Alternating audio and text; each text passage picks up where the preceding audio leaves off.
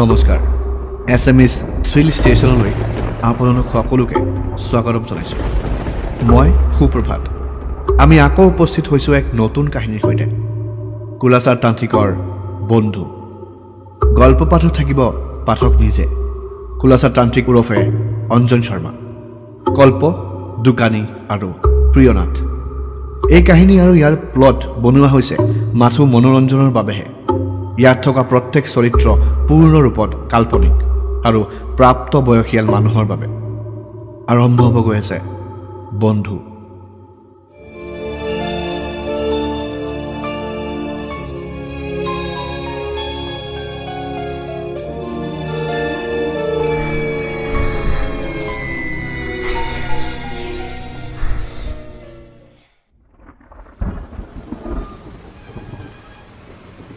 যদি আমি চাব যাওঁ তেতিয়া ভূতৰ কাহিনীৰ মাজত আহে ব্লেক মেজিক দেৱ দেৱী ঝাৰফুক তন্ত্ৰ মন্ত্ৰ এইবিলাক বহু যুগৰ পৰাই প্ৰচলিত হৈ আহিছে কুলাচাৰ তান্ত্ৰিক উৰফে অঞ্জন শৰ্মা আগতে এজন আছিলে তান্ত্ৰিক কিন্তু এতিয়া তেখেতৰ শক্তি লাহে লাহে কমি আহিছে কিন্তু তেখেতৰ কাহিনীৰ ভাণ্ডাৰত আছে বহুতো অকল্পনীয় অভিজ্ঞতা যোনবোৰ তেখেতে কেতিয়াও কাৰো লগত শ্বেয়াৰ কৰিব নিবিচাৰে কিছুমান মানুহৰ বাহিৰে আজি কল্প আহিছে অঞ্জনদাৰ ওচৰত অসাধাৰণ অভিজ্ঞতাৰ আমেজ ল'ব ঐ অঞ্জনদা ক'ত আছে তুমি আপোনাৰ বাবে কি লৈ আহিছোঁ চাওক এক নতুন ধৰণৰ হুক্কা বুজিছে তোমাৰনো আৰু কি কাম বাচিছে কোৱা হে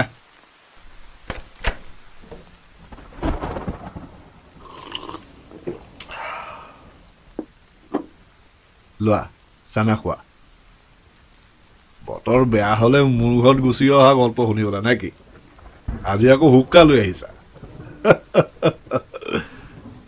আপোনাৰ কথাত এক ধৰণৰ মাদকতা আছে বুজিছে এই বাৰিষাৰ দিন আৰু আপোনাৰ সুৰত ভূতৰ কাহিনী মজাই বেলেগ কিন্তু আজিলৈকে আপুনি আপোনাৰ শক্তি প্ৰদৰ্শন নকৰিলে মোৰ আগত আজিৰ বতৰ হিচাপে কিবা গল্প হৈ যাওক কি কয়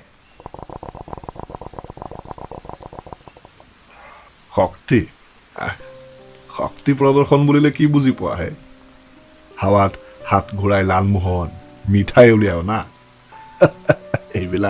সেইবিলাক ভেলে কি বুজিছা ভেলে কি আচল তান্ত্ৰিকে কেতিয়াও সেইবোৰ নেদেখায় ভাল গুৰুৰ আশ্ৰয় পালে যিকোনো মানুহে তন্ত্ৰ সাধনা কৰিব পাৰে মাথো লাগে ধ্যান কৰাৰ ক্ষমতা সহ্য শক্তি আৰু ভগৱানৰ প্ৰতি অগাধ বিশ্বাস বাপৰে ইমান গাল বস্তু একেলগে পোৱাই টান দেখোন আচ্ছা অঞ্জন দা আপোনাৰ ইয়াত ইমানবাৰ আহিছোঁ আপোনাৰচোন বৰ বেছি বন্ধু নাইহে ইউ আৰ লাইক বৰ অকলশৰীয়া টাইপ অফ পাৰ্চন বন্ধু বৰ জটিল আৰু লগতে সৰল শব্দ এয়া এতিয়া মই অকলশৰীয়া হ'ব পাৰোঁ কিন্তু মোৰ বহুত ভাল আৰু বেয়া দুয়ো প্ৰকাৰৰ মানুহৰ লগত চিনাকি আছিল আৰু আছে তেনেকুৱাই আছে মোৰ এক বন্ধু তুমি দেখা নাপালেই যে নাই সেয়াতো নহয় বাহ কি বন্ধু আছিলোঁ আমি গাঁৱত থাকোঁতে মোৰ আছিল এজন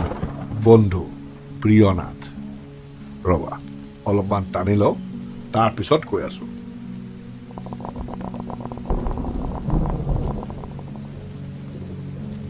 বিজ্ঞানৰ দুনিয়াত ভূতৰ অস্তিত্ব নাই গাঁৱত বা আমাৰ দুনিয়াত ভয় হিচাপে ৰাতি অকলে খোজকাঢ়ি ভয় লগা 4-5জন বন্ধুৱে মিলি প্লেন চাৰ্ট কৰা ৰাতি দুপৰীয়া অসম্ভৱ ছায়ামূৰ্তি চাই ভয় খোৱা এইবোৰ বহুতো কাহিনীয়ে যুক্তিতৰ্ক উপাদান দিয়ে ভৌতিক অস্তিত্বও ঈশ্বৰৰ নিচিনাই বেলেগ বেলেগ মানুহৰ বাবে বেলেগ বেলেগ মানি লোৱা কথা আমাৰ এই যান্ত্ৰিকতাৰ দিনত ভূতৰ টপিকত ছায়েন্স মনা মানুহবোৰেতো কথাই পাতিব নিবিচাৰে পাৰিলে হাতাপাইত নামি যায় যিমানে যি নহওক কিয় আদিম যুগৰ পৰা চলি অহা ইন্দ্ৰিয়ৰ বাহিৰৰ জগতৰ কাহিনী আৰু বিজ্ঞানৰ মাজত এটা ডাঙৰ কিন্তু বোলা শব্দ থাকি যায় এনেকুৱা বহুতো প্ৰশ্ন উঠে যোনবোৰৰ কেতিয়াও উত্তৰ নিমিলে তাৰ মানে এয়া নহয় যে সেয়া মিছা যাৰ লগত সেয়া ঘটে বা ঘটিছে তেখেতসকলৰ চকুতহে চাব পৰা যায় সেই অভিজ্ঞতাৰ ব্যাখ্যা। এনেকুৱাই মোৰ লগত ঘটা কাহিনী এটা কওঁ শুনা। প্ৰায় 20 বছৰমান আগৰ কথা। তেতিয়া মোৰ বয়স আছিল 18 কি 19 বছৰ আৰু মাতো আছিল বেলেগ। তেতিয়া অসমৰ এখন গাঁৱৰ পৰা আমি ডেইলি পেচেঞ্জাৰী কৰোঁ। চাইকেল চলাই আহোঁ মোটামুটি 8 মাইলমান দূৰত থকা ষ্টেচনলৈ। এটা সৰু দোকানত চাইকেল জমা ৰাখি ট্ৰেইন ধৰি চহৰলৈ কামত যাওঁ। আকৌ সন্ধিয়া আহি চাইকেল উভতাই লওঁ 2 টকা দি আৰু ঘৰলৈ যাওঁ। তেতিয়া কিন্তু মই তন্ত্ৰ সাধনা ফালে যোৱা নাই। গাঁৱত সেই সাধু অহাৰ পিছতে মোৰ মনত উঠিছিল তান্ত্ৰিকতাৰ জোৱাৰ। বাৰু এইবিলাক বেলেগ এদিন কওঁ। আমি বুলি ক'লোঁ সেইবাবে কাৰণ ডেইলি পেচেঞ্জাৰী কৰিছিলোঁ মই আৰু মোৰ বন্ধু প্ৰিয়নাথে। চহৰৰ কোৰ্টত তেতিয়া মই কণ্ট্ৰেকচুৱেল ডাটা এণ্ট্ৰি কৰোঁ। সেয়া শেষ কৰি মই গৈ আড্ডা দিওঁ প্ৰিয়নাথৰ চাইকেল ৰিপেয়াৰিং শ্বপত। তাৰপিছত 7 বজাত দোকান বন্ধ কৰি 7:30 বজাত ট্ৰেইন ধৰোঁ দুয়োজনে। কোনোবা এজনৰ ঘৰ সোনকালে যোৱাৰ কাৰণ নাথাকিলে এয়া আছিল আমাৰ ৰেগুলাৰ ৰুটিন। ষ্টেচনৰ পৰা আমাৰ গাঁৱৰ সীমানালৈকে বিস্তাৰভাৱে ৰৈ থাকে নিৰ্জন পথাৰ আৰু গাঁও সীমানা ফালি দুভাগ কৰিছে এটা ডাঙৰ নদীয়ে আৰু তাৰ ওপৰত থকা বাঁহৰ সাঁকো। আমাৰ গাঁৱৰ মানুহবোৰৰ কথা যে কি ক'ম।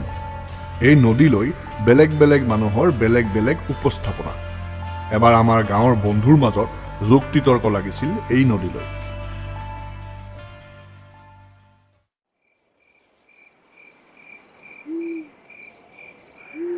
আচলতে কি জানো, সেই নদীত ভূত থাকে বুজিছ, ভূত থাকে।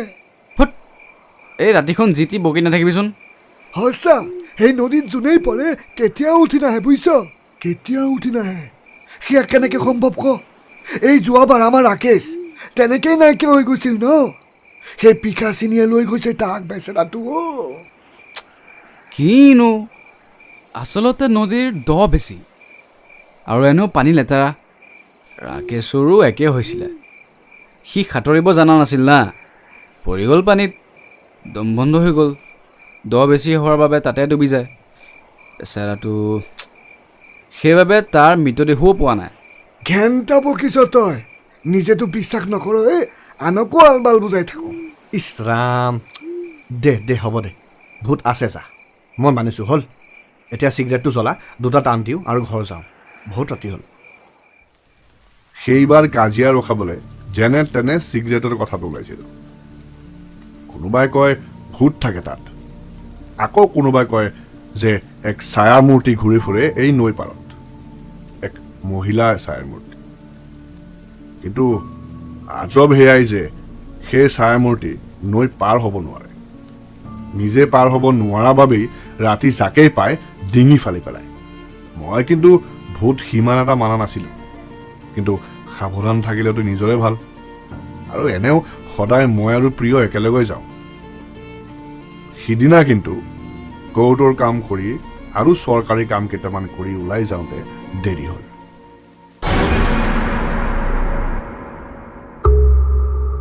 আপোনালোকে শুনি আছিলে এছামিজ থ্ৰিল ষ্টেচনৰ কুলাচাৰ তান্ত্ৰিকৰ বন্ধুৰ প্ৰথম খণ্ড। তন্ত্ৰ সাধনাৰ বিষয়ে আমাৰ যিমান জ্ঞান আছে তাৰ ওপৰত ভিত্তি ৰাখিয়েই আমি এই কাহিনীবোৰ লিখোঁ। যদি আমাৰ এই অডিঅ' ষ্টৰী ভাল পাইছে তেতিয়া আমাৰ চেনেলটো লাইক, শ্বেয়াৰ আৰু ছাবস্ক্ৰাইব কৰি আমাৰ লগত জড়িত থাকিব আৰু দ্বিতীয় খণ্ড শুনিবলৈ নাপাহৰিব। তেতিয়ালৈকে ভালে থাকক।